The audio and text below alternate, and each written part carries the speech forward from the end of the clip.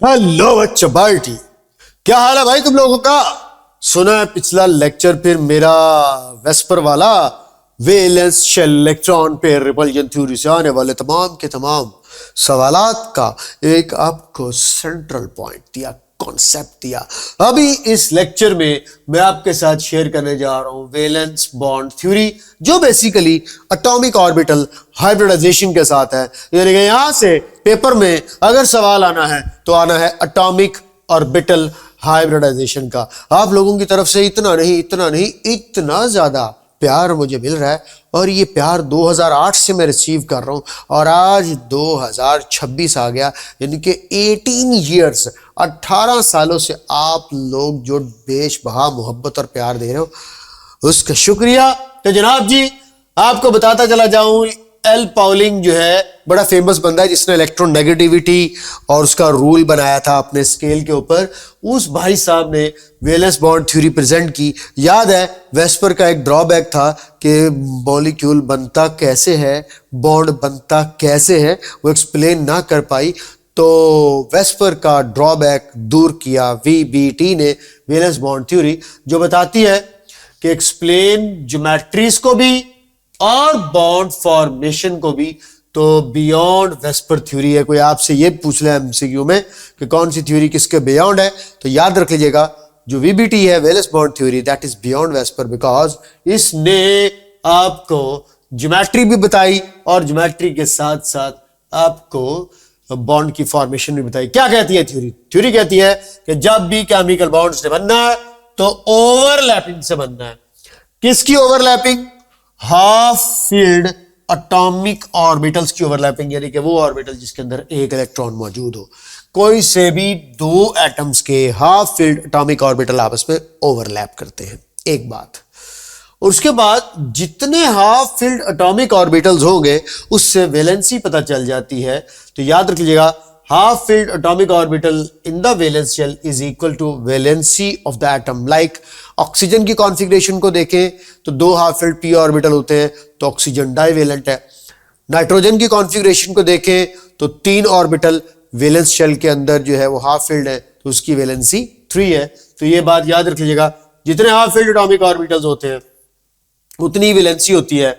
और अब सुनिएगा एक पॉइंट और, कि दो इलेक्ट्रॉन्स ऑपोजिट स्पिन के साथ पेयर अप होंगे और वो ओवरलैपिंग रीजन में रहेंगे, जिसको शेयर्ड पेयर ऑफ इलेक्ट्रॉन भी कहते हैं। यानी कि एक अगर क्लॉकवाइज स्पिन के साथ होगा तो दूसरा एंटी क्लॉकवाइज स्पिन के साथ होगा। पिक्चर के साथ आपको ये सारे पॉइंट अभी दोबारा बताता हूं। और अब अगली बात भी एक याद रख ले कि जितना ओवरलैप ज्यादा होता है, ये बात हम पहले भी डिस्कस कर चुके हैं, उतना ही स्ट्रॉन्गर बॉन्ड देखने को मिलता है। यानी कि बॉन्ड की स्ट्रेंथ को अगर चेक आउट करना हो तो ओवरलैपिंग एरिया से किया जाएगा। लो जी बच्चा पार्टी, इस चीज को थोड़ा सा अपने माइंड में रखें कि मैंने आप लोगों को बताया कि basically half field atomic orbitals ने ओवरलैप करने के बाद हमारे पास बॉन्ड बनाना होता है। तो आइए जरा सबसे पहले आपको ओवरलैप की टाइप बताऊं। तो बेटा याद रखिए, एक टाइप होता है सिग्मा बॉन्ड।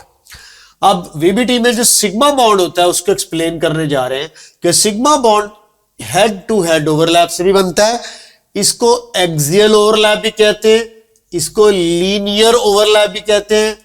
इसको हमारे पास हमेशा एक स्ट्रॉन्गर ओवरलैप की वजह से रिलेटिवली स्ट्रॉन्गर सिग्मा बॉन्ड के बारे में जो है वो कहा जाता है। ये सारे पॉइंट्स इसके लिए जो कि आप लोगों ने याद रखना है। इसको हेड ऑन हेड भी कह सकते हैं, हेड ऑन हेड। तो हेड टू हेड भी कहला सकती है, हेड ऑन हेड भी कहला सकती है। तो बेटा ये तमाम के तमाम जो ओवरलैप हैं, इसके रिजल्ट में आपको सिग्मा बॉन्ड देखने को मिलेगा। और शेयर्ड पेयर ऑफ इलेक्ट्रॉन, ये एमसीक्यू बड़ा इंपॉर्टेंट है, कहां मिलेगा? Along the inter nuclear axis, यानी कि maximum probability of electron along the bond axis होगी। ये बड़ी इंपॉर्टेंट बात और एमसीक्यू में पास्ट पेपर में आ भी चुकी है। अब देखें, गौर करें, आप लोगों के सामने मैं 2 हाइड्रोजन के s ऑर्बिटल लेकर आता हूं। ये भी 1s ऑर्बिटल एक इलेक्ट्रॉन के साथ, ये भी 1s ऑर्बिटल है एक इलेक्ट्रॉन के साथ। दोनों जब मिल रहे हैं तो चेकआउट कीजिएगा दोनों के मिलने के रिजल्ट में ये रहा ओवरलैपिंग एरिया, और इस ओवरलैपिंग एरिया के अंदर वो दोनों के दोनों आपको इलेक्ट्रॉन ऑपोजिट स्पिन के साथ नजर आएंगे। तो ये था s और s का एक्सियल ओवरलैप। अब इसके रिजल्ट में दो हाइड्रोजन एटम्स के दरमियान जो है एक सिग्मा बॉन्ड बना हुआ है, जो कि इस तरह से आपको हाइड्रोजन के मॉलिक्यूल में दिखाया जा सकता है। अब इसी तरह अगर आपसे मैं ये कहता हूं कि यार आप एक s और p ऑर्बिटल को भी ओवरलैप करवा सकते हैं, तो like this is s orbital and this one is a p orbital, तो s और p ऑर्बिटल के ओवरलैप में भी आप लोगों को ये देखिएगा ये s ऑर्बिटल और ये रहा p ऑर्बिटल और ये रहे दोनों इलेक्ट्रॉन्स। अब आपने समझते जाना है, ये है वो लाइन जो कि दोनों न्यूक्लियाई को ज्वाइन कर रही है। फॉर एग्जांपल ये HF का मॉलिक्यूल समझ रहे हो या कोई भी समझ रहे हो। अब आपको पता है कि इसके जो इलेक्ट्रॉन्स होंगे वो कहां पाए जाएंगे बच्चा? पार्टी इसके इलेक्ट्रॉन्स इस ओवरलैपिंग एरिया के अंदर होंगे, यानी कि इलेक्ट्रॉन्स की अगर मैक्सिमम प्रोबेबिलिटी को देखा जाएगा तो अलोंग द बॉन्ड एक्सिस देखा जाएगा और इसी ओवरलैपिंग एरिया में देखा जाएगा। तो ये S और P का एक्सियल ओवरलैप था जो आपको मैंने दिखाया। क्या P और P भी कर लेंगे? बिल्कुल जनाब, आपको एक p ऑर्बिटल और उसके बाद दूसरा p ऑर्बिटल भी दिखाता हूं, और ये दोनों p ऑर्बिटल इस तरह यूं समझ लो कि ये अगर HF का मॉलिक्यूल था, ये अगर H2 का मॉलिक्यूल है, तो यूं समझ लो कि ये आपके पास जो है वो F2 का मॉलिक्यूल कंसिडर कर लो। दोनों फ्लोरीन एटम आपस में मिल रहे हैं और ये एक फ्लोरीन का p ऑर्बिटल, ये दूसरे फ्लोरीन का p ऑर्बिटल, और इनके अंदर मौजूद वो इलेक्ट्रॉन्स हैं। और फ्लोरीन की इलेक्ट्रॉनिक कॉन्फ़िगरेशन आप में से कौन नहीं जानता। तो बेटे ये मैंने आपको जो तीनों टाइप का ओवरलैप दिखाया है, ये सिग्मा बॉन्ड बनाने के लिए हेड टू हेड या हेड ऑन हेड ओवरलैप है। इसके मुकाबले में जब आप लोग पाई बॉन्ड की बात करते हैं तो याद रख लें, जो पाई बॉन्ड होता है इसको फेस टू फेस या इसको पैरेलल ओवरलैप भी कहते हैं और इसको साइड वाइज ओवरलैप भी कहा जाता है। तो बेटा याद रखिएगा, पैरेलल, फेस टू फेस या साइड वाइज ओवरलैप रिजल्ट। अच्छा, इसमें अब बात याद रख लीजिएगा कि जो सिग्मा बॉन्ड है, मैं डिफरेंस आपको बताता हूं कि पाई बॉन्ड जो है वो अनहाइब्रिड ऑर्बिटल ही बनाएंगे। हाइब्रिड ऑर्बिटल्स के अंदर पाई बॉन्ड की फॉर्मेशन नहीं होती, जबकि सिग्मा बॉन्ड याद रखिएगा हाइब्रिड और अनहाइब्रिड दोनों बना सकते हैं। तो क्लियर वर्ड्स में लिख रहा हूं कि ये जो पैरेलल ओवरलैप होती है ये हमेशा अनहाइब्रिड ऑर्बिटल बनाते हैं, और इनका जो शेयर्ड इलेक्ट्रॉन पेयर है, ये एमसीक्यू के लिए बड़ी इंपॉर्टेंट बात है, इनका जो शेयर्ड इलेक्ट्रॉन पेयर है उसकी जो इलेक्ट्रॉन डेंसिटी है वो आपको above and below the nuclear axis नजर आएगी। अब देखिएगा, ये आपके सामने एक p ऑर्बिटल है, ये आपके सामने दूसरा p ऑर्बिटल है, और जरा देखें दोनों ने अपनी ये साइड्स, ये वाली साइड्स जो है उनको ओवरलैपिंग के अंदर जो है वो इंक्लूड किया। तो आइए जरा देखें इस एरिया को, ये आप लोगों के पास ये वाली जो साइड्स हैं ये अब एक दूसरे के साथ स्लाइटली ओवरलैप कर रही है, यू कैन क्लियरली सी। और इस तरह की ओवरलैप को अभी हम लोगों ने बोला कि साइड वाइज ओवरलैप कहते हैं या फेस टू फेस ओवरलैप कहते हैं। अब जबकि ये नीचे देखो, ये p ऑर्बिटल आपके पास लीनियर ओवरलैप कर रहे हैं, जिसको हम लोग सिग्मा बॉन्ड की फॉर्मेशन के लिए देखते हैं, और ये रहा पाई बॉन्ड की फॉर्मेशन। अब देखिए दोनों में से स्ट्रॉन्ग और वीक का पता कैसे चलेगा। ये था इंपॉर्टेंट पॉइंट बेटा, ये है वो लाइन जो दोनों न्यूक्लियाई को ज्वाइन कर रही है, और जरा चेक करें इलेक्ट्रॉन डेंसिटी या अबव होगी या बिलो होगी। तो ये एमसीक्यू पेपर में आ चुका है। तो above and below the line joining the two nuclei जो इलेक्ट्रॉन डेंसिटी है यहां पर मौजूद होती है। इसीलिए याद रख लीजिएगा, पाई बॉन्ड के जो इलेक्ट्रॉन्स होते हैं उनको आप लोगों ने सुना होगा डी लोकलाइज्ड इलेक्ट्रॉन्स कहा जाता है। तो these electrons I must say them they are delocalised electrons, और ये अबव और बिलो मूव करते रहते हैं। जबकि याद रख लेना सिग्मा बॉन्ड के इलेक्ट्रॉन्स इसी ओवरलैपिंग एरिया में रहते हैं और सिग्मा बॉन्ड के इलेक्ट्रॉन्स को लोकेलाइज्ड इलेक्ट्रॉन्स का नाम दिया जाता है कि ये एक ही जगह पर एक ही ओवरलैपिंग एरिया में रहने वाले इलेक्ट्रॉन्स हैं। सो दैट्स व्हाई इनको टैग लगेगा कि ये लोकेलाइज्ड इलेक्ट्रॉन्स हैं। तो बात हुई थी डीलोकेलाइज्ड की और लोकेलाइज्ड की, दो तरह के इलेक्ट्रॉन्स की बात हुई है।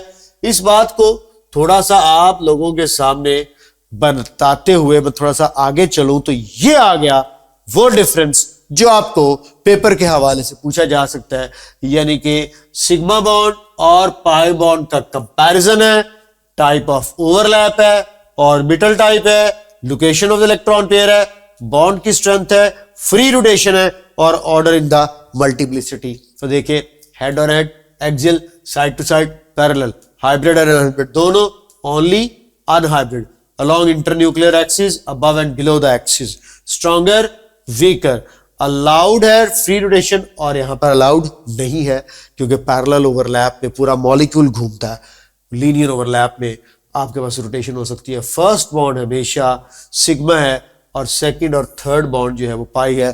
पेपर में सवाल आया एक मर्तबा, देखिएगा कहा गया कि लेटरल ओवरलैप कौन सा बॉन्ड बनाती है, तो याद रख ले लेटरल ओवरलैप का मतलब है बाद में होने वाली ओवरलैप, और बाद में होने वाली ओवरलैप हमेशा पाई बॉन्ड बनाती है। पहली ओवरलैप ने हमेशा सिग्मा बॉन्ड बनाना होता है। इस डिफरेंस को अपने माइंड में अच्छे से रखें और आए कुछ एग्जाम्पल्स की तरफ चलते हैं हम लोग।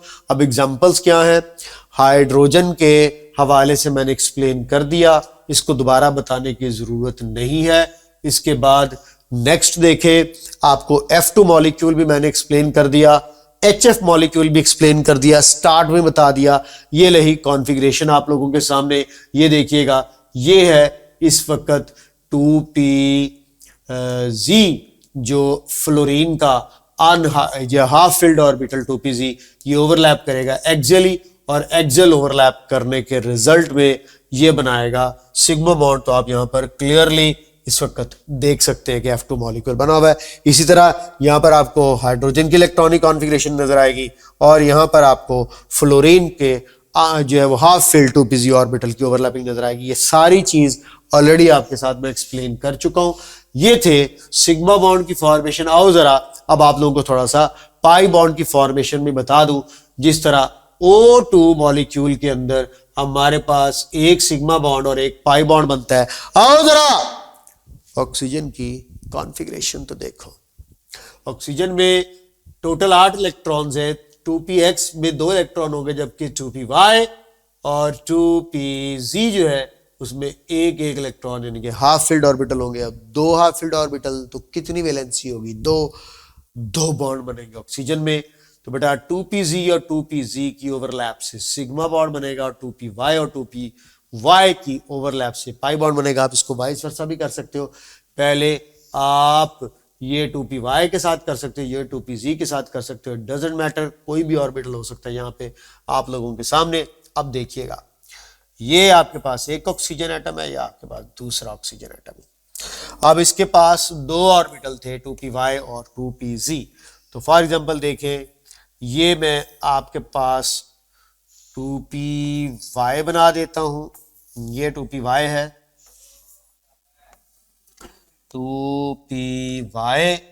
2py।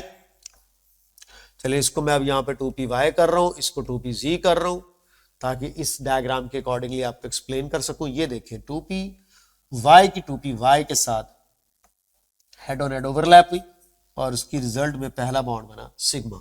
उसके बाद बच्चों जब एक सिग्मा बॉन्ड बन जाता है तो मजीद ओवरलैप हेड ऑन हेड नहीं हो सकती, क्योंकि सिग्मा बॉन्ड स्ट्रॉन्गर होता है, मॉलिक्यूल बहुत क्लोजर आ जाते हैं। अब ये जो 2pz ऑर्बिटल है, ये उसके वाले 2pz ऑर्बिटल के साथ पैरेलल ओवरलैप करेगा। ये अपनी साइड्स को एक दूसरे के साथ टच करेंगे। जब ये अपनी साइड्स को एक दूसरे के साथ टच करेंगे तो इसके रिजल्ट में बनेगा ये पाई बॉन्ड। तो एक बना सिग्मा बॉन्ड 2pz ओवरलैप से और एक बना पाई बॉन्ड 2py। तो मैं दोबारा इसको बोल देता हूं 2py और 2py की ओवरलैप से मैंने सिग्मा बॉन्ड बनाया है ये, और 2pz की 2pz ओवरलैप के साथ पैरेलल करवाकर मैंने पाई बॉन्ड बनाया। तो एक बना सिग्मा और दूसरा बना पाई। इसी तरह एंटो मॉलिक्यूल में चेक करोगे तो जरा देखिए इसकी कॉन्फ़िगरेशन 2px1 2py1 और 2pz1। तीन आपके पास जब हाफ फिल्ड ऑर्बिटल होंगे तो उसमें 2px और 2px जो है वो एक्सियल ओवरलैप करके सिग्मा बॉन्ड बनाएंगे, 2py पैरेलल ओवरलैप करके पाई, 2pz भी पैरेलल ओवरलैप करके पाई, यानी कि इसमें बनेगा एक सिग्मा और दो पाई। तो जहां पर ट्रिपल बॉन्ड होगा दो एटम्स में, वहां पर हमेशा एक सिग्मा और दो पाई बॉन्ड मौजूद होंगे। ये रहा आपके पास नाइट्रोजन एटम, जिसमें आपको कोई चिंता करने की जरूरत नहीं है। आप लोग क्लियरली देख सकते हैं इस वक्त, ये मैंने आपके सामने इस वक्त 2px बनाया, ये 2py कह लो, ये 2pz कह लो। इस तरह दूसरे नाइट्रोजन एटम्स के भी आपको यही वाले ऑर्बिटल ही बनाकर देता हूं। 2px की 2px के साथ head on head overlap, result में सिग्मा बॉन्ड, और ये रहा 2py, ये रहा 2pz, और इनकी हुई पैरेलल ओवरलैप, और पैरेलल ओवरलैप के रिजल्ट में बने पाई बॉन्ड्स। अब समझ आ गई है? बात तो बहुत अच्छी चल रही थी, बड़ी बेहतरीन चल रही थी, लेकिन आकर थोड़ा सा रोला डाला कार्बन एटम ने। अब कार्बन एटम का क्या रोल है? कार्बन एटम की जब इलेक्ट्रॉनिक कॉन्फ़िगरेशन चेक की गई है, जरा देखिएगा, ये कार्बन एटम की ग्राउंड स्टेट में आपको कॉन्फ़िगरेशन दिखा रहा हूं। 6 एटॉमिक नंबर है, 1s2 2s2 2px1 2py1 और 2pz0। कार्बन की इस ग्राउंड स्टेट की कॉन्फ़िगरेशन को चेक करें तो VBT के मुताबिक इसमें दो हाफ फिल्ड ऑर्बिटल्स है। तो दो हाफ फिल्ड ऑर्बिटल्स की वजह से इसको दो बॉन्ड बनाने चाहिए, दो अनपेड इलेक्ट्रॉन, तो ये डाईवेलेंट होना चाहिए। मगर कार्बन को दीन इस्लाम में 4 बॉन्ड बनाने की इजाजत दी गई है बैक वक्त। अब वो 4 बॉन्ड जो बनाएगा किस बुनियाद पर बनाएगा? तो पता चलता है जी, कार्बन का जो 2px और 2py का एक एक इलेक्ट्रॉन है, तो 2pz में भी एक इलेक्ट्रॉन आता है, लेकिन जनाब आएगा कित्थों? चेक करो, 2s में 2 इलेक्ट्रॉन पड़े हुए। तो देखा गया, पता चला, पॉलिंग साहब ने इसको आगे एक्सटेंड किया कि ये 2s का इलेक्ट्रॉन जंप करता है और जंप करके 2pz में चला जाता है। तो याद रखिएगा, ये excited state of the carbon की कॉन्फ़िगरेशन चेक करें। अब यहां से गौर करें, 2s में एक, 2px में भी एक, 2py में भी एक और 2pz में भी एक। अब मिला करके देखें आपको कितने अनपेड इलेक्ट्रॉन नजर आ रहे हैं? 4 अनपेड इलेक्ट्रॉन्स पर अब ये टेट्रावेलेंट होगा। लेकिन क्वेश्चन मार्क क्या है? पॉलिंग साहब ने कहा एनर्जी चाहिए इलेक्ट्रॉन को 2s से 2p में जाने के लिए, ये है एक्साइटेशन।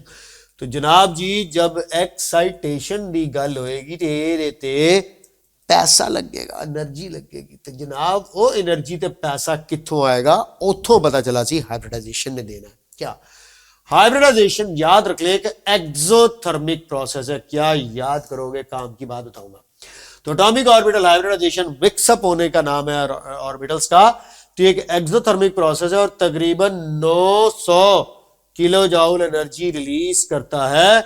और सुनने में आया कि इलेक्ट्रॉन को 2s से 2pz में जाने के लिए तकरीबन 800 किलो जूल एनर्जी चाहिए। तो ये एनर्जी नेट कंपनसेट हो जाएगी और इलेक्ट्रॉन 2s से एक्साइट होकर 2pz में चला जाएगा। तो एक बात अब याद रख लें, एटॉमिक ऑर्बिटल हाइब्रिडाइजेशन में क्या होता है बेटा? ये वही काम है जो हम में से हर एक करता है। एटम के अंदर जब भी बॉन्ड बनने का टाइम होता है तो उसमें कुछ तब्दीलियां रूनुमा होती हैं। उन तब्दीलियों को एटॉमिक ऑर्बिटल हाइब्रिडाइजेशन कहते हैं। आपका और मेरा तो खैर बॉन्ड बन चुका है। आपका जब बॉन्ड बनेगा तो उस वक्त आपको पता है कि दुनिया जहान में हर एक शख्स पर ये कभी ना कभी वक्त आता है जब उसका बॉन्ड बनता है, और जब बॉन्ड बनने का टाइम आता है तो खास तब्दीलियां रूनुमा होती हैं। मेरे भाई लोग जो है वो शेव शूव करवा के, खत छत बनवा के, पप्पू शप्पू बन के आते हैं, बहनें भी पार्लर शालर से चक्कर लगा कर आती हैं, और जनाब तैयार पूरे घर की औकात बदल जाती है, नए पर्दे लग जाते हैं, हमसायों से मांग कर डिनर सेट लाया जाता है जिसके अंदर खाना पका कर रखा जाता है। तो जनाब ये सारी तब्दीलियां जो रूनुमा हो रही है, ये सारी जो अरेंजमेंट्स हो रही हैं, ये सारे जो अंदर खुलबली मची होती है, सुबह से लेकर शाम तक किचन में पकवान पक रहे होते हैं कि आज खास मेहमान आ रहे हैं, यही सब कुछ एटम के अंदर भी होता है। तो what is atomic orbital hybridisation, याद रख लीजिएगा, एटॉमिक ऑर्बिटल हाइब्रिडाइजेशन एटम के अंदर होने वाली कुछ खास खूबियों का नाम है, कुछ खास तरतीब का नाम है, कुछ खास चेंजेस का नाम है। तो आओ जरा देखो, जब कार्बन एटम को बॉन्ड बनाना था तो क्या हुआ। तो प्रोसेस की डेफिनेशन है the mixing of atomic orbitals. क्या डिफरेंट साइज के हो सकते हैं, शेप के हो सकते हैं, और एनर्जी के हो सकते हैं। जिस तरह आपको पता है एस और पी दोनों डिफरेंट साइज, शेप और एनर्जी के। जब ये वैलेंस शेल के होने चाहिए, ये भी शर्त है। तो डिफरेंट साइज, शेप और एनर्जी के वैलेंस शेल के अंदर मौजूद ऑर्बिटल्स का सेट जब आपस में मिक्सअप हो और सेट बनाए न्यू ऑर्बिटल्स का, तो नए बनने वाले ऑर्बिटल्स को हाइब्रिड ऑर्बिटल्स कहते हैं। और हाइब्रिड ऑर्बिटल्स की बात याद रख लीजिएगा, ये सेम साइज, सेम शेप और सेम एनर्जी के होते हैं। इसीलिए याद रखिएगा हाइब्रिड ऑर्बिटल्स को डीजेनरेट ऑर्बिटल्स का नाम भी दिया जाता है। क्या नाम दिया जाता है? डीजेनरेट। तो याद रख लें, hybrid orbitals are degenerate orbitals. तो हर लिहाज से एक जैसे, कैसे? साइज, शेप और एनर्जी के लिहाज से। हाँ, अलबत्ता यहां पर एक बात मैं मेंशन करना चाहूंगा, बट डिफर्स, एक दूसरे से मुख्तलिफ हो सकते हैं in their orientation, in their orientation. तो बच्ची याद रख ले कि हमारे पास hybrid orbital same size, shape और हर लिहाज से एक जैसे होंगे, लेकिन ये अगर डिफरेंट होंगे एक दूसरे से तो ओरिएंटेशन डिफरेंट होगी अलॉन्ग एक्स, वाई और जेड एक्सिस। तो बच्चों कॉन्सेप्ट क्लियर हुआ कि इलेक्ट्रॉन ने 2s से जंप करके 2pz में जाना है ताकि हुंड्स रूल के मुताबिक तीनों को एक एक इलेक्ट्रॉन मिले और वो स्टेबल कॉन्फ़िगरेशन में चले जाएं।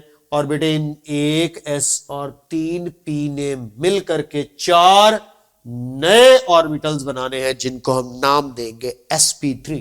तो अब आप लोगों ने एटॉमिक हाइब्रिडाइजेशन जो अपने सिलेबस में पढ़नी है, sp3 पढ़नी है, sp2 पढ़नी है और sp पढ़नी है। और मैं अब इसकी ज्यादा डिटेल में जाने की बजाय आपको सीधा चंद एक बातें बताऊंगा, और काम की बात जो बताऊंगा वो ये बताऊंगा कि किस तरह से आप कोई भी मॉलिक्यूल आ जाए तो उसकी हाइब्रिडाइजेशन को डिटेक्ट कर सकते हैं।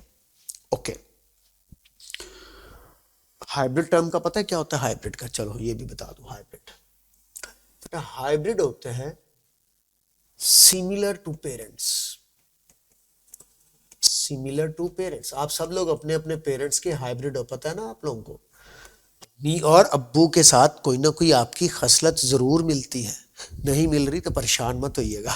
ये नहीं समझ लीजिएगा कि किसी अमावस की रात में जब बारिश हो रही थी, बिजलियां कड़क रही थी, तो दरवाज़ा नॉक हुआ और आप एक टोकरी में उनको मिले और पाए गए वहाँ पर, और उन्होंने आपको पाल पोस के बड़ा किया। नहीं, आपकी रंग, नस्ल, बोलना, उठना, बैठना, कुछ भी कहीं ना कहीं किसी ना किसी तरह से कोई ना कोई ट्रेट जरूर मैच करती होगी पेरेंट्स के साथ।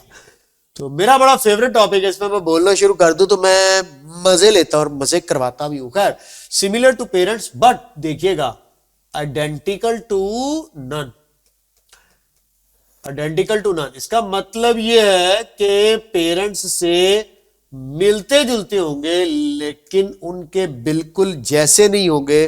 जिस तरह ऑरेंज जूस और गाजरों के जूस यानी कि कैरेट और ऑरेंज जूसेस को मिक्सअप करके हाइब्रिड बनाया जाता है, और वो हाइब्रिड में कलर और रंग और टेस्ट और सब कुछ दोनों का मौजूद होता है। आप देखो 4 ग्लास मिक्सअप कर रहे हो, 3 ऑरेंज के 1 कैरेट का, तो बेटा नए भी कितने बनेंगे? 4। तो ये रूल ऑर्बिटल्स पर भी अप्लाई होता है कि जितने नंबर ऑफ एटॉमिक ऑर्बिटल्स ने मिक्सअप होना है उतने ही हाइब्रिड ऑर्बिटल्स देखने को मिलते हैं।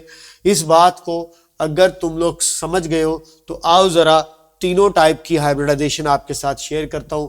म्यूल जो है, खच्चर, ये भी आप लोगों ने पढ़ा हुआ है, एक हाइब्रिड स्पीशी है। अब काम की बात आपने समझ लेनी है कि नाम जिस तरह आपके सामने है sp3 हाइब्रिडाइजेशन, तो बेटा इसमें एक s 3p ऑर्बिटल हो गए, यानी कि s और p की कंबाइनिंग रेशियो 1:3 होगी। और ये जब मिलेंगे तो चारों के चारों हमारे पास इक्विवेलेंट sp3 हाइब्रिड ऑर्बिटल्स बनेंगे और इनके दरमियान एंगल 109.5 डिग्री का होगा। और जब ये हाइब्रिडाइजेशन होती है तो याद रख लीजिएगा हमारे पास टेट्राहेड्रल ज्योमेट्री होती है। अब इसमें s और p कैरेक्टर याद रखिएगा, एक रेशियो की वजह से मैं कहता होता हूं कि 25% s कैरेक्टर और बाकी 75% इसके अंदर p कैरेक्टर देखने को मिलेगा, यानी कि ये ज्यादा p ऑर्बिटल के जैसा दिखेगा, लंबूतरी सी शेप का। आओ जरा इसकी आपके सामने अरेंजमेंट और ज्योमेट्री भी बता दूं। तो ये देखिएगा आप लोगों के पास ये एक s ऑर्बिटल हम ले आते हैं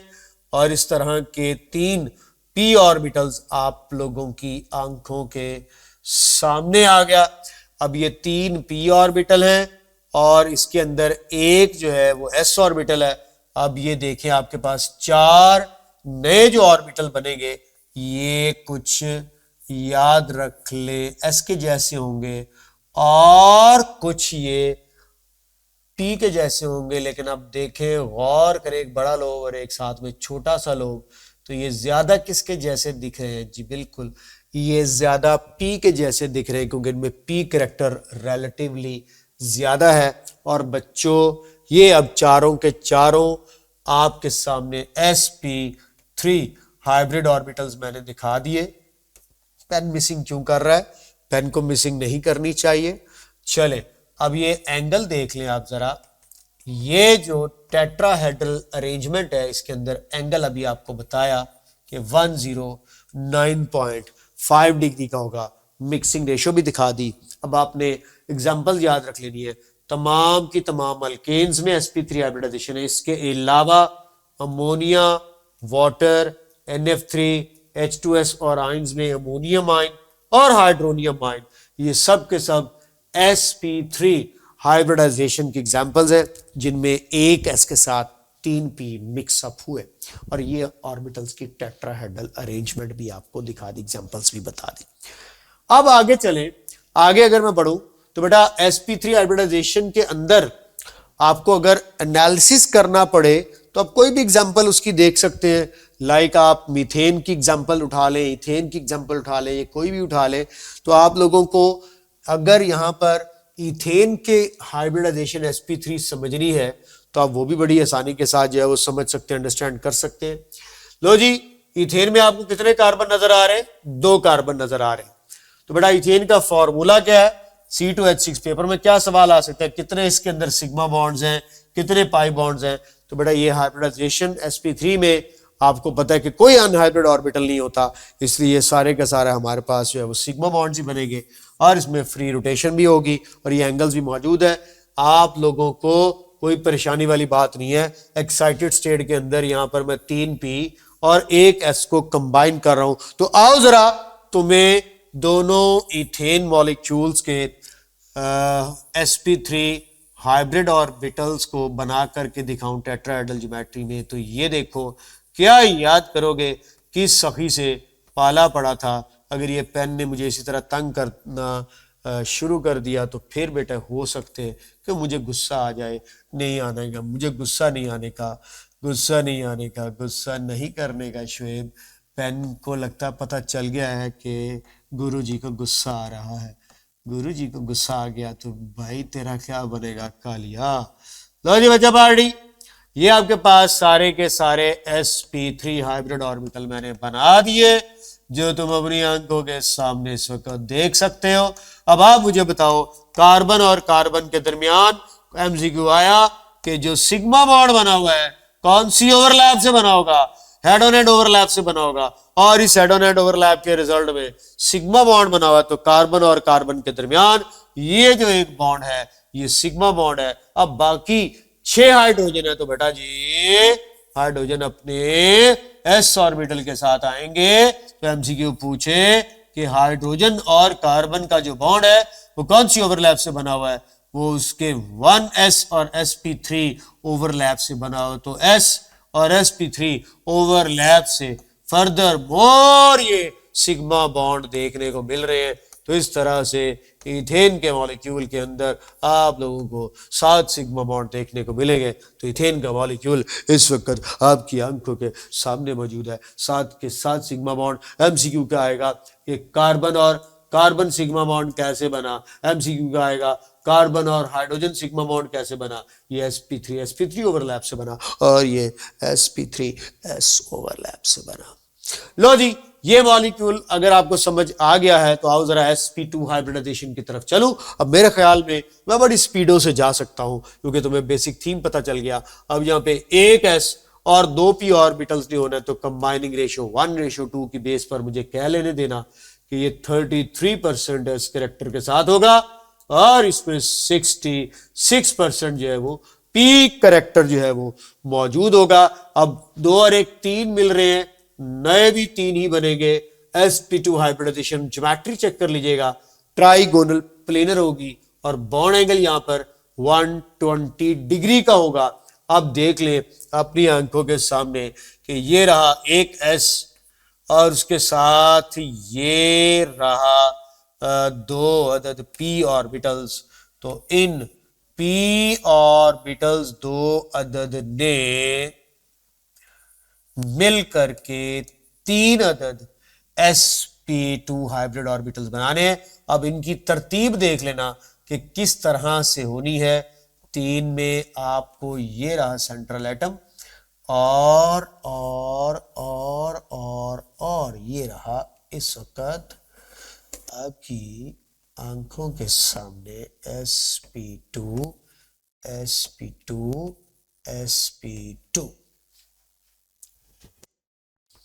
किधर गया कौन? अरे वो हाइब्रिडाइजेशन जिसने एक p ऑर्बिटल दूंगे 2 p मिल रहे हैं ना, तीसरे वाला p कहां गया जनाब जी? तीसरे वाले p ने, सबसे पहले तो मुझे इनकी तरतीब आपको समझा लेने दो, फिर वो वाला p भी दिखाता हूं आपको। सबसे पहले बेटा याद रख ले एमसीक्यू आना यहां पे sp2 का sp2 के साथ बॉन्ड एंगल पूछे 120 डिग्री का है।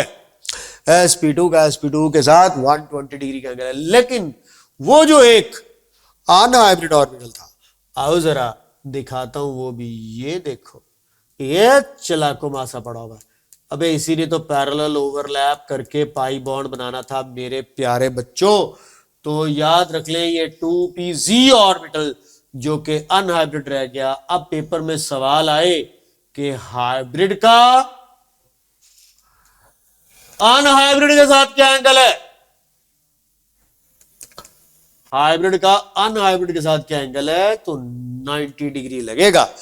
तो ट्राइगोनल प्लेनर अरेंजमेंट के साथ जो परपेंडिकुलर होता है अनहाइब्रिड, तो याद रख लीजिएगा अनहाइब्रिड ऑर्बिटल परपेंडिकुलर होता है और परपेंडिकुलर के साथ एंगल जो है वो 90 डिग्री का देखने को मिलेगा। परसेंटेज भी आपको बता दी कि क्या क्या परसेंटेज है एस की और पी की, और यहां पर आप लोगों को इनकी अरेंजमेंट भी बता दी कि ट्राइगोनल प्लेनर अरेंजमेंट है, 120 डिग्री का एंगल है, लेकिन हाइब्रिड का और अनहाइब्रिड का एंगल जो है वो अगर आपसे पूछे तो 90 डिग्री का। इनकी एग्जांपल चेक कीजिएगा बेटा, अल्कीन्स के अंदर जहां पर एक पाई बॉन्ड बनता है वहां पर ये sp2 हाइब्रिडाइजेशन देखने को मिलेगी तमाम अल्कीन्स की। इसके अलावा BF3 एग्जांपल है, AlCl3 एग्जांपल, और स्पेशल आयंस में कार्बोकैटाइंस। ये बड़ा इंपॉर्टेंट आप लोगों को बताना था कि जितने भी कार्बोकैटाइंस हैं इनके अंदर sp2 हाइब्रिडाइजेशन होती है, लेकिन अगर आप कार्बन आयंस की बात करेंगे तो याद रख लें कार्बन आयंस जो है वो हमारे पास जो है वो sp3 हाइब्रिडाइजेशन जो है वो शो करते हैं। यहाँ पर आप लोगों को वो एग्जांपल मैंने जहां पर सारी की सारी बताई, इसमें तो मैं यहां पर आपको CH3 इसके ऊपर नेगेटिव चार्ज लिखकर बना दो बेटा, टेंशन ना लो, अभी फॉर्मूला बताऊंगा सारे मॉलिक्यूल्स का पता चल जाएगा। लेकिन याद रख ले CH3 नेगेटिव है, कार्बेनाइन। तो कोई भी अगर आपसे पूछता है कि कार्बोकेटाइंस और कार्बेनाइंस में से कौन कौन सी हाइब्रिडाइजेशन है, तो याद रख ले कार्बोकेटाइंस sp2 हाइब्रिडाइजेशन होते हैं और कार्बेनाइंस जो है वो sp3 हाइब्रिडाइजेशन जो है वो शो करते हैं। ये बड़ा इंपॉर्टेंट एमसीक्यू था जो मैंने करके चले लगे हाथों आपके साथ जो है वो शेयर कर दूं। लो जी, sp2 के बाद हाइब्रिडाइजेशन एग्जाम्पल इथीन मॉलिक्यूल है। आप इसकी अगर ज्योमेट्री बनाना चाहते हैं तो जनाब मैं आप लोगों के सामने बना के दिखा सकता हूं। ये रही कार्बन और ये रहे उसके 3 sp2 हाइब्रिड ऑर्बिटल्स।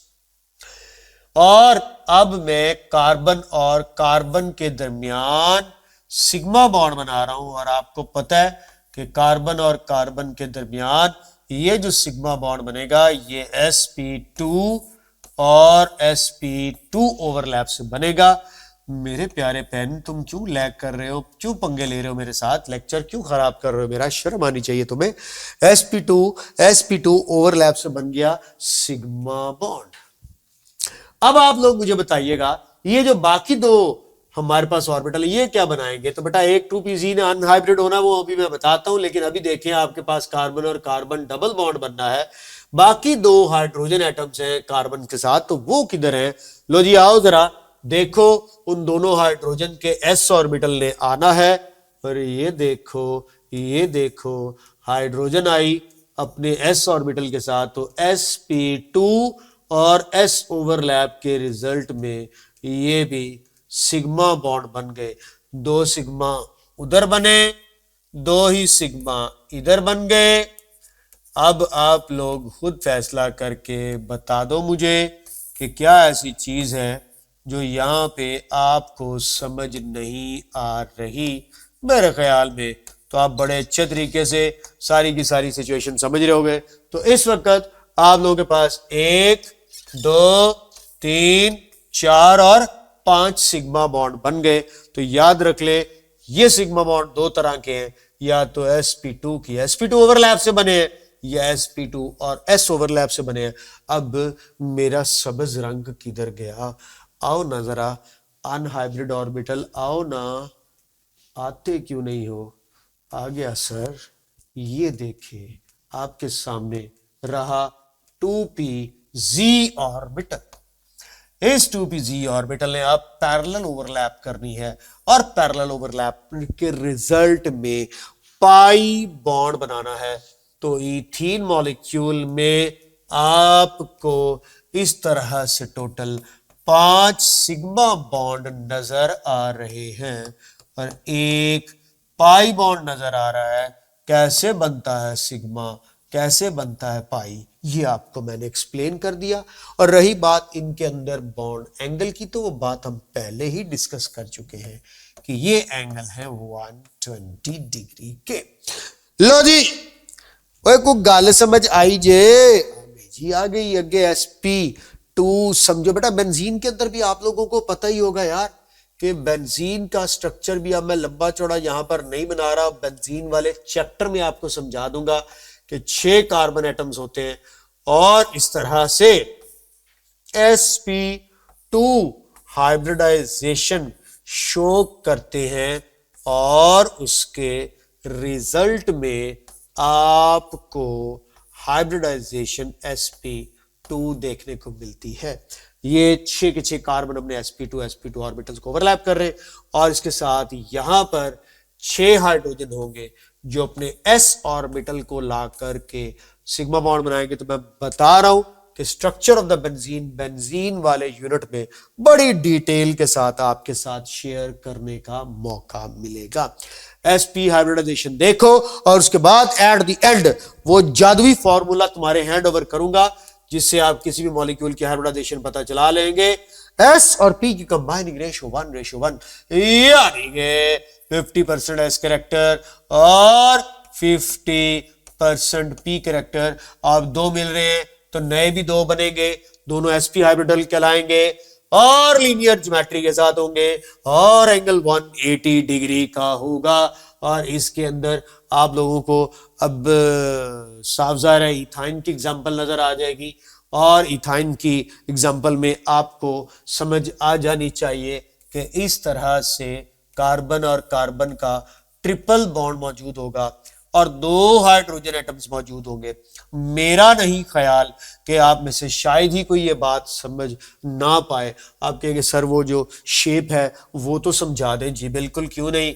ये देखो, ये एक S है और ये एक ही P है और मिल करके 2 इन्होंने सेंट्रल एटम के गिर्द बनाने। फॉर एग्जांपल ये कार्बन ही देख लो, तो ये देख लो हमारे पास एक ये sp हाइब्रिड ऑर्बिटल है और एक ये sp हाइब्रिड ऑर्बिटल है और बेटा ये इनके दरमियान आपको 180 डिग्री का एंगल नजर आ रहा था। अब यहां पर 2p ऐसे ऑर्बिटल होंगे जिन्होंने हाइब्रिडाइजेशन में हिस्सा नहीं लिया और वो है 2py और 2pz। इन्होंने हाइब्रिडाइजेशन में हिस्सा नहीं लिया। और बेटे याद रख ले यहां से फिर वही बात, बिटवीन हाइब्रिड एंगल 180, लेकिन हाइब्रिड और अनहाइब्रिड का एंगल यहां पर 90 डिग्री का होगा। तो हाइब्रिड और अनहाइब्रिड 90 डिग्री के एंगल के साथ मौजूद होंगे। तो ये 2 तरह के एंगल्स हैं। याद रख लीजिएगा कि बिटवीन हाइब्रिड क्या है और बिटवीन हाइब्रिड एंड अनहाइब्रिड क्या है। लो जी, ये चीज आपको बताने के बाद एग्जांपल्स देखना चाहते हो तो बेटा एग्जांपल्स की ढेर लगी पड़ी है। तमाम की तमाम अल्काइंस ले आओगे बेटा। कार्बन मोनोऑक्साइड स्पेशल एग्जांपल याद रख लें, कार्बन डाइऑक्साइड याद रख लें, बेरिलियम क्लोराइड याद रख लेना और इनमें S करैक्टर P करैक्टर मैंने बता दिया 50-50% है। तो बेटा आगे चलो, तो आगे मैं आप लोगों के साथ शेयर करना चाह रहा था एग्जाम्पल इथाइन की। तो आओ जरा डायग्राम देखो। एक sp हाइब्रिड ऑर्बिटल ये, दूसरा sp हाइब्रिड ऑर्बिटल ये मौजूद है। तो दोनों कार्बन एटम्स ने अपने sp को ओवरलैप करवाया। dsp नहीं है बेटा, यहाँ पे sp है, याद रखें। ये sp की sp के साथ ओवरलैप करके बना सिग्मा बॉन्ड। अब ये आगे वो 2 हाइड्रोजन एटम्स जिन्होंने करनी है sp और s ओवरलैप और ये एक और सिग्मा बॉन्ड बन गया। यहां पर भी हाइड्रोजन एटम और इस हाइड्रोजन एटम के रिजल्ट में भी ये sp और s ओवरलैप से एक और सिग्मा बॉन्ड बन गया। तो कितने सिग्मा बॉन्ड बन गया बच्चा पार्टी हमारे पास? 3 सिग्मा। अब देखो कैसे बनता है पाई बॉन्ड। ये देखो, ये एक 2py है, 2py और ये दूसरा 2py है। तो 2py के साथ पैरेलल ओवरलैप करके क्या बना रहा है? Pi bond. और इसी तरह 2pz के साथ ओवरलैप करके फिर से एक बनाएगा पाई बॉन्ड। तो जनाब जी कितने पाई बॉन्ड बने? फिर हमारे पास यहां पर 2 पाई बॉन्ड बने और 3 टोटल सिग्मा बॉन्ड बने, जिसमें से कौन कौन सी ओवरलैप किस किस के दरमियान है, कौन कौन सा पाई। तो याद रखिए पेपर में सवाल आ सकता है। पाई बॉन्ड का अलग से सवाल आएगा, सिग्मा बॉन्ड का अलग से सवाल आएगा। 2 पाई बॉन्ड है, 3 सिग्मा बॉन्ड है, 2py ओवरलैप में है, 2pz ओवरलैप में है। इस तरह से आपसे सवाल पूछा जा सकता है। और इसमें 3 सिग्मा बॉन्ड में एक sp और sp ओवरलैप का है और बाकी 2 sp और s ओवरलैप के हैं। These are the kind of the questions which can be asked along with the example। या बॉन्ड एंगल पूछ सकता है या ज्योमेट्री ऑफ द मॉलिक्यूल पूछ सकता है। तो आपको वेस्पर की ज्योमेट्री में मैंने तमाम के तमाम मॉलिक्यूल्स की ज्योमेट्रीज बेसिक और ये वो सब कुछ बता दिया था, समझा दिया था। अब मुझे उम्मीद है कि आप लोग बिल्कुल किसी भी हवाले से परेशान नहीं हो गए। तो मैं बात कर रहा था जादुई फॉर्मूले की, स्पेशल फॉर्मूले की, जो कि दुनिया जहान के हर मॉलिक्यूल की हाइब्रिडाइजेशन आपको बता सकता है अगर आपको सिर्फ 2 चीजें उसमें देखनी आ जाए। यानी कि मॉलिक्यूल को थोड़ा सा यूं करके गौर से देखना। और गौर से देखना क्या है? उसके अंदर 2 चीजें। नंबर 1 कि आपने जिस तरह मैंने बताया lone pair of electrons check करने होंगे। लोन पेयर ऑफ इलेक्ट्रॉन या दो डॉट्स की शक्ल में या एक नेगेटिव चार्ज की शक्ल में भी दिख सकता है, जिसको अनशेयर्ड पेयर कहते हैं। तो मैं बात कर रहा था लोन पेयर्स की या अनशेयर्ड पेयर की। ओके, उसके बाद बेटा आप लोगों ने सिग्मा बॉन्ड्स देखने होते हैं या बॉन्डेड एटम्स देखने होते हैं। तो आप लोगों को क्या देखने को मिलता है? Steric number. और स्टेरिक नंबर ही बेसिकली आपको क्या बताता है आगे? हाइब्रिडाइजेशन। आओ जरा अप्लाई करते हैं ये फॉर्मूला यहां पर। मीथेन में जैसा कि आप जानते हैं कार्बन सेंट्रल एटम है और कार्बन के पास कोई लोन पेयर ऑफ इलेक्ट्रॉन नहीं है, 0, और चारों के चारों हाइड्रोजन एटम्स के साथ इसने बनाए हुए sigma bonds, 4 sigma bond, 0 lone pair के साथ 4 जमा 0 का जो सम बना वो बना 4 टोटल लोब्स, 4 स्टीरिक नंबर, और 4 स्टीरिक नंबर के साथ याद रख लें हाइब्रिडाइजेशन कौन सी जुड़ी हुई है? sp3। इसी तरह ये कार्बन टेट्राक्लोराइड का भी सेम सिनेरियो है। इसमें भी कार्बन के पास कोई लोन पेयर नहीं है और चारों के चारों सिग्मा बॉन्ड्स हैं क्लोरीन एटम्स के, 4 स्टेरिक नंबर, sp3 हाइब्रिडाइजेशन। अब आप लोग जरा चेकआउट करें अमोनिया के मॉलिक्यूल पर नाइट्रोजन के पास आप सब लोग जानते हैं कि एक लोन पेयर ऑफ इलेक्ट्रॉन मौजूद होता है और नाइट्रोजन के उस लोन पेयर ऑफ इलेक्ट्रॉन को यहां पर 1 से रिप्रेजेंट कर दिया जैसा कि तुम लोग जानते हो। और बाकी ये 3 हाइड्रोजन एटम्स ने 3 सिग्मा बॉन्ड बनाए होंगे। तो 1 जमा 3 करें तो ये बेटे आंकड़ा बना 4 का। तो इस तरह 1 जमा 3 के साथ आपको 4 स्टीरिक नंबर के साथ अगेन sp3 हाइब्रिडाइजेशन मिलेगी। अब चेक करो जरा वाटर का केस। ऑक्सीजन के पास आप जानते हैं 2 लोन पेयर है। ये दोनों लोन पेयर आपको नजर आ रहे होंगे इस वक्त, तो इसलिए यहां पर आपको लोन पेयर्स की तादाद 2 नजर आ रही है। सिग्मा बॉन्ड 2 है और 2 तो 2 वो क्या कहते हैं सराइकी में? डू, तो डू वाला डू, तो बेटा डू वाला डू 4, तो ये 4 हो गए। मुझे नहीं आती सराइकी, खैर वो मुल्तान में रह के कुछ अरसा थोड़ी सी सीखी, तो हाइब्रिडाइजेशन इसकी sp3 हो गई। अमोनियम आयन में नाइट्रोजन के साथ आपको पता है कि चारों के चारों जो हाइड्रोजन एटम है वो एक सिग्मा बॉन्ड ही बनाए होंगे, क्योंकि चौथा बॉन्ड ये जो कोऑर्डिनेट कोवेलेंट बॉन्ड बनाते हैं आपको पता है वो भी सिग्मा बॉन्ड ही कंसीडर किया जाता है। तो कोई लोन पेयर नहीं है, चारों के चारों सिग्मा बॉन्ड है, टोटल लोब्स 4 बने, स्टीरिक नंबर 4 बना, हाइब्रिडाइजेशन sp3 बनी। अब bf3 में आप सारे जानते हैं यार कि बोरॉन के साथ 3 फ्लोरीन 3 सिग्मा बॉन्ड बनाकर जुड़े होंगे, 0 लोन पेयर, 3 सिग्मा बॉन्ड्स और 3 सिग्मा बॉन्ड के साथ स्टीरिक नंबर बना 3, hybridisation sp2। Same is the case for carbocation. अब देखो कार्बोकेटाइन में पॉजिटिव चार्ज है और पॉजिटिव चार्ज कोई लोन पेयर नहीं है, कोई नेगेटिव चार्ज नहीं है, इसलिए कार्बोकेटाइन्स में मैं आपको बता चुका हूं कि तीनों के तीनों सिग्मा बॉन्ड्स 3 स्टीरिक नंबर के साथ sp2। लेकिन अगर ये कार्बन आयन होता CH3 के ऊपर नेगेटिव चार्ज होता, तो अब जरा चेक कीजिएगा ये एक लोन पेयर और ये 3 सिग्मा बॉन्ड, तो बेटा 1 जमा 3 के साथ स्टीरिक नंबर 4 और कार्बेनाइंस में वही फार्मूला लगाऊं तो हाइब्रिडाइजेशन क्या बनी? sp3।